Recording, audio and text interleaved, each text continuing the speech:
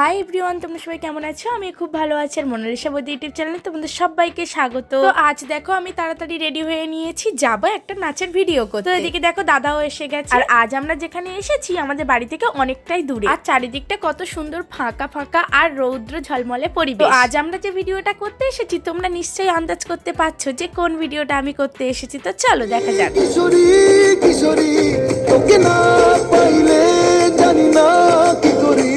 কিশোরী কিশোরী কিশোরী কিশোরী হয়ে যা দুপুর ভেসেছে ডুবেছে ডুবেছে তো দেখো এখানে আমাদের ভিডিও করা কমপ্লিট হয়ে গেছে। তো এবারে আমরা যাব আরো একটা অন্য লোকেশন। তো চলো দেখা যাক কেমন হয় এখানকার শ্যুটটা।